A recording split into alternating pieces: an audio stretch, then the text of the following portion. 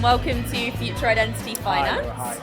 It's great to have you here today in this lively, bustling exhibition hall, which is brilliant to see all of so many people here face to face. It's great. So if we could start, if you could just tell us a little bit about yourself and what you do at tru.ID. Sure. So I'm my background. I'm an entrepreneur. So I've been an entrepreneur for a number of years, and I've set up a series of different technology services businesses. Most of them in mobile. So the first one was an SMS pioneer called Mblocks. It's now part of Cinch, a CPaaS player. Then set up a business called Boku, which is a large mobile payments player.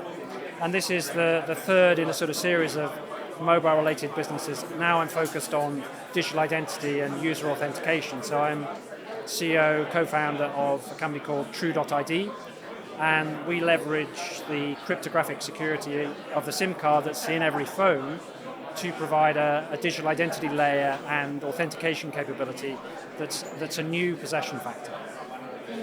Fantastic, and obviously, we're here today talking about the future of digital identity in the financial services sector. So what do you think are some of the most exciting trends that are going to shape the future of identity in financial services? So I think there are a number. I think just to pick a couple, what's very interesting today is the ability to streamline a user experience. So if you think about it today, the world is going mobile. So mobile is becoming the default device, and mobile apps are sort of proliferating. And so businesses spend a lot of money building a mobile app.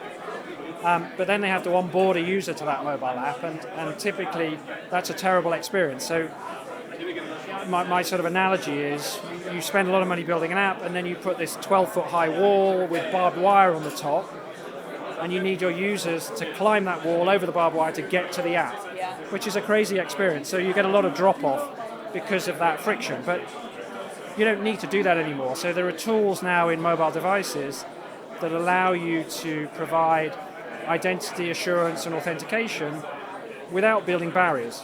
So obviously the part of the business that we're in, we allow our customers to be sure of a mobile phone number, to authenticate the user based on the SIM card and the mobile phone number.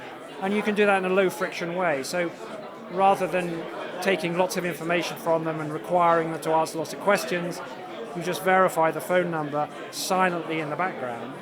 And what that gives you is both a possession factor of the device, but also a communication channel. So then you've got an engagement with the user, you let them enjoy the app, and maybe later if they're going to do some higher risk steps, you put them through an extra hoop or a third hoop.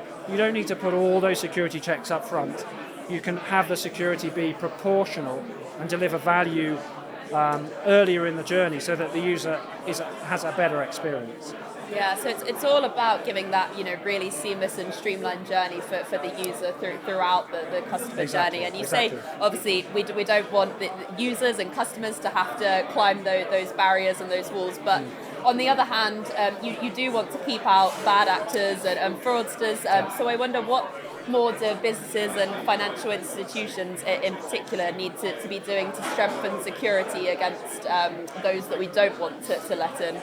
So great question. I think that's always this tension between usability and security. And I think, and I was speaking on a panel earlier, one of the things that's happening here is we're on a journey with mobile. So it's, for many of us, it feels like it's kind of the normal, but actually for businesses, it's still something that they're getting used to. And so as the world shifts from desktop and laptops to something which is more mobile first, businesses need to adjust. And so if you think about what you've got in a mobile phone, there are many technologies in the phone that businesses can use to provide a higher security experience. And so it isn't really just a phone. Actually, there's the physical handset, which has an identifier called the IMEI.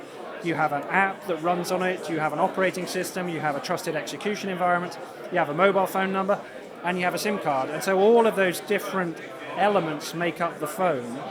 And so you need to blend them together in a way that gives you the level of security that you need without creating, again, barriers for that user. And I think at the moment that's still something that's quite new for businesses. They're not necessarily using the technologies that exist in the phone, and I missed out biometrics, so you've got biometrics as well. So if you can combine, for example, that trusted phone number and SIM card with a biometric, then you've got a very, very strong proof of possession and an inherence factor that's very hard to attack remotely or to socially engineer. And I think if you put those things together in the right way, I think the phone can give you that high level of security again without impacting the user experience. It's fascinating. So much potential in just a mobile phone as a device.